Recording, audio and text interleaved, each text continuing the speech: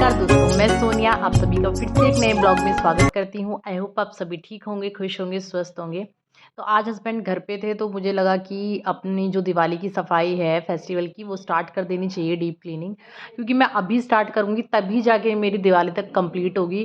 क्योंकि मैं रोज़ daily deep cleaning नहीं कर सकती किसी चीज़ की। मुझे डे डिसाइड करने पड़ेंगे कि जिस दिन हस्बैंड घर पे होंगे उस दिन मैं एक-एक चीज़ को उठाकर उसका डिसाइड कर लूँगी कि आज मुझे इस चीज़ की करनी है, आज मुझे कल मुझे इस चीज़ की करनी है, तो तभी जाके मेरी फेस्टिवल तक देखिए कंप्लीट होगी।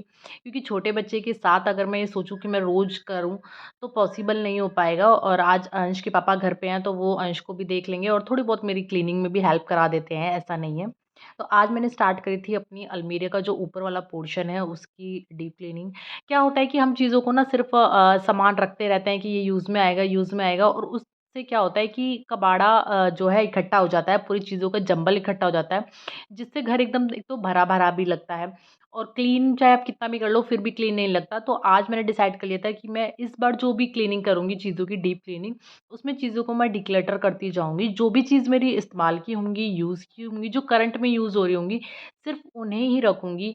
बाकी जो चीज़ें बिल्कुल भी 2-3 साल से यूज़ में नहीं आ रही हैं, उन्हें मैं निकाल दूँगी इस बार। इससे जो है चीज़ें थोड़ा ठीक लगेंगी दिखने में ना। हम होता ही है, हर मिडल क्लास फैमिली की ये प्रॉब्लम होती है कि वो चीज़ों को रखते रहते हैं कि यूज़ में आएगी, लेकिन वो यूज़ में आ ही नहीं पाते। जो करंट में यूज़ में नहीं आ रहे, तो सोच लो वो यूज़ में आते ही नहीं हैं। तो मैंने काफ़ी चीज़ें इस बार ऐसी निकाली हैं अलमारी में से, जो बिल्कुल भी हमारे यूज़ में नहीं आ रही थी और मैं हस्बैंड को भी दिखा-दिखा के ही दे रही थी, कहीं उनका भी कुछ काम का ना हो। क्योंकि अलमारी के इस वाले पोर्शन में ज़्यादातर हमारे डॉक्यूमेंट्स वगैरह और जो डायरी वगैरह होती हैं, वो रखी रहती हैं। तो मैं बस डॉक्यूमेंट्स हस्बैंड को भी दिखा रही थी कि कहीं उनके किसी काम का कोई डॉक्यूमेंट ना हो। तो बस वही दिखा के मैं रख रही थी अब सामान वापस। जो यूज़ का सामान था वही डिस्कस करके उनसे रखती जा रही थी, साफ़ कर के साथ के साथ। देखिए, अगर आपके भी पास छोटा बच्चा है और आप दिवाली की सफाई, डीप क्लीनिंग सोच रहे हैं कि कैसे करें, तो मुझे लगता है यही तरीका बेस्ट है। आप छोटे बच्चे के साथ छुट्टी वाला दिन डिसाइड कर लीजिए और एक-एक चीज़ को उठा के उसकी डीप क्लीनिंग स्टार्ट कर दीजिए। अभी से स्टार्ट करेंगे तभी जाके दिवाली तक कंप्लीट होगी, तो इसलिए मैंने तो थोड़ा एडवांस में ही स्टार्ट कर दी है। और ये चीज़ें ऐसी हैं कि जल्दी से गंदी भी नहीं होंगी क्योंकि बंद रहती हैं, तो धूल-मिट्टी भी नहीं इसमें जल्दी से नहीं घुस सकती। तो इसलिए ये ऐसी चीज़ों की आप डीप क्लीनिंग पहले स्टार्ट करिए, जो एकदम बंद रहती हैं, जैसे अलमारी हो गई या बेड हो गए। इन चीज़ों में क्या होता है, आप अगर क्लीन कर दो तो 6-7 महीने तक आराम से चलते हैं। क्लीनिंग की इनमें धूल-मिट्टी की तो ज़्यादा प्रॉब्लम होती नहीं है, इनमें होती है सामान की। कुछ सामान ऐसा बस भरते रहते हैं, हम भरते रहते हैं और बाद में फिर उसे पता ही नहीं चलता कि कौन-सा यूज़ का है, कौन-सा नहीं। तो इन चीज़ों की आप डीप क्लीनिंग पहले कर दीजिए जो बंद रहती हैं और बाकी नॉर्मल चीज़ों की आप डीप क्लीनिंग बाद में कर लीजिए।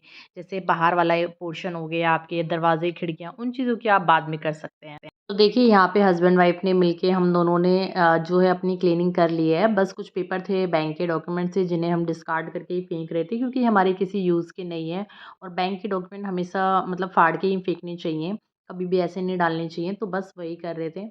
देखिए, नुकसान पे नुकसान होता जा रहा है। आज हस्बैंड से एक कुर्सी भी टूट गई थी और हमारा जो समरसीवर था उसकी मोटर है जो वो भी फूक गई थी। पता नहीं क्या हो रहा है, एक चीज़ ठीक कराते हैं दूसरे में प्रॉब्लम हो जाती है। पहले टंकी हमारी ख़राब हो गई थी, उसको पापा जी चेंज करा के गए थे और आज हस्बैंड ये करा रहे हैं, समरसीवर की मोटर चेंज करा रहे हैं। इसका कनेक्शन हमारा बाहर गली में है, तो बस हस्बैंड वही लगे हुए थे, वही बैठ के करा रहे थे। और ये शाम का टाइम था और मैं लग गई थी अपना क्लीनिंग में। क्लीनिंग मतलब शाम को तो वैसे मैं सुबह ही सारा काम करती हूँ, लेकिन जो बेडशीट चेंज वगैरह का काम है, ये मेरा शाम को ही होता है। क्योंकि अक्सर क्या होता है कि अंश ना सुबह मॉर्निंग में सो रहा होता है, जब मैं यहाँ की क्लीनिंग करती हूँ या साफ-सफाई करती हूँ, तो मुझे बेडशीट चेंज करने का टाइम नहीं मिलता। इसलिए मुझे जब भी बेडशीट चेंज करनी होती है, तो मैं शाम के टाइम ही ज़्यादातर करती हूँ और वैसे भी मेरी मशीन भी जो है शाम के टाइम ही लगी है। तो मैं बस मशीन लगा रही थी, तो इसलिए मैंने बेडशीट भी देखिए चेंज कर दी है। और कपड़े डाल दिए थे मैंने मशीन में और अब मैं बेडशीट को भी मशीन में डाल दूँगी। मैं वैसे भी शाम के टाइम ना हल्की-फुल्की क्लीनिंग तो जब भी करती हूँ क्योंकि थोड़ा बहुत क्या होता है पूरे दिन में घर फैल ही जाता है, आप चाहे कितना भी समेट लें। तो इसलिए शाम को भी मैं एक बार हल्की-सी क्लीनिंग कर देती हूँ, चीज़ों को समेट-समेट कर रख देती हूँ। तो बस बेडशीट चेंज करके मैंने लगा दी थी मशीन और मशीन लगाकर मैं आ गई थी अपनी ऊपर छत पर। क्या हुआ है ना, मैंने जब से ये पौधे लगाए हैं तो ये ग्रो ही नहीं कर रहे हैं। जो ये अभी मैं इसको कर रही हूँ, ये वाला स्नेक प्लांट मैं लेके आई थी एक वाला, और इसमें सिर्फ़ ये 2 पत्तियाँ ही निकली हैं 8-10 महीने में, और ज़्यादा ग्रो नहीं कर रहा। पता नहीं क्या प्रॉब्लम हो गई है। जब मैंने लगाया था तब तो अच्छा ग्रो कर रहा था, एकदम से ये हो गई थी। उसके बाद इसमें ग्रोथ रुक गई है। वो पता नहीं क्या रीज़न है इसका। तो मैं बस इसकी मिट्टी वग़ैरह चेंज कर रही हूँ, क्योंकि मुझे ऐसा ही लग रहा था कि शायद मिट्टी वग़ैरह चेंज करने की ज़रूरत है इनकी, या फिर गमलों का साइज़ थोड़ा चेंज करने की ज़रूरत है, जिस वज़ह से ये ग्रो नहीं कर रहे हैं। तो बस मैं शाम के टाइम अपनी मशीन लगाकर ऊपर आ गई थी इसको थोड़ा-सा करने के लिए। देखिए, पौधे अगर घर में रखते हैं तो उनको थोड़ी-सी केयर की ज़रूरत तो रहती है ही, टाइम टू टाइम। और वैसे भी ये अगर ग्रो नहीं कर रहे हैं तो इसका मतलब कुछ ना कुछ प्रॉब्लम है। अदरवाइज़ तो स्नेक प्लांट तो इतनी जल्दी ग्रो करता है।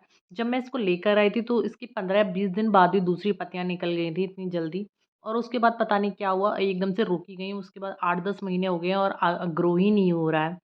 तो बस मैं इसकी मिट्टी वगैरह चेंज करके इनको दोबारा से लगा दूँगी। इनमें कुछ मैं खाद वगैरह मिक्स कर रही हूँ, क्योंकि पिछले टाइम मैंने जब लगाया था तो इसमें खाद सिर्फ़ ऊपर से डाली थी, मिट्टी में मिक्स नहीं करी थी। इस बार मैं थोड़ी-सी मिट्टी में भी मिक्स कर दूँगी और इन पौधों को दोबारा से लगाऊँगी।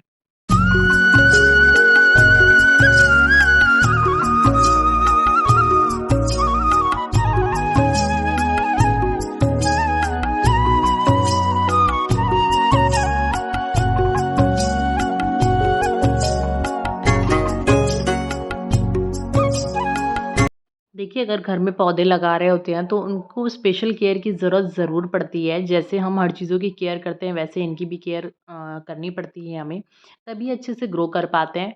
तो ये वाला स्नेक प्लांट मैंने लगाए थे बड़े वाले गमलों में, लेकिन इसमें ना क्या था प्रॉब्लम, मिट्टी कम थी। तो मुझे लग रहा था कि 2 की जगह मैं इसे 1 ही में शिफ्ट कर दूँ और एक ही गमले को मट्टी मिट्टी से अच्छे से भर दूँ। तो इसमें भी ये था कि नीचे-नीचे खाद थी और ऊपर-ऊपर मिट्टी वो मिक्स नहीं हो रही थी।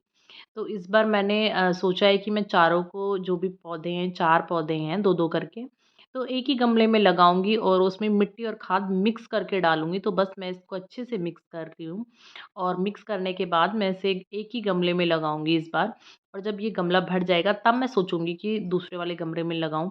क्योंकि ये वाला स्नेक प्लांट मैं अपने ताऊ जी के घर से लेकर आई थी, जो मेरे बड़े वाले ताऊ जी हैं, उनके वहाँ से उन्होंने भिजवाया था मेरे लिए। और ये वाला स्नेक प्लांट की खासियत ये है कि बहुत ही जल्दी ग्रो करता है, मतलब एक पौधे से ही 10 पौधे बना देता है, और बहुत ही जल्दी, मतलब 2-3 महीने में आपके अच्छे से ग्रो कर जाएँगे। लेकिन ये भी मुझे हो गए हैं 3 महीने लाए हुए, 3-4 महीने। ये भी इतने के इतने ही हैं, तो बस मैं इनको भी चेंज करके इस गमले में अच्छे से लगा दूँगी। और चारों को इस बार मैंने एक ही साथ लगाया है, अलग-अलग नहीं लगाया है, क्योंकि एक साथ लगेंगे तो और भी ज़्यादा अच्छे से ग्रो करेंगे। तो बस ये लगाकर फिर मैं अपना खाना-पीना और जो शाम की तैयारी होती है खाने की, वो उसमें लग जाऊँगी। तो चलिए, मैं ब्लॉग को यहीं एंड करती हूँ। अगर आप लोगों को मेरे ब्लॉग पसंद आते हैं तो प्लीज़ लाइक करें, शेयर करें, कमेंट करें, और चैनल को अगर अभी तक आप लोगों ने सब्सक्राइब नहीं करा है तो वो भी कर लीजिए। मिलते हैं फिर से एक नेक्स्ट ब्लॉग में।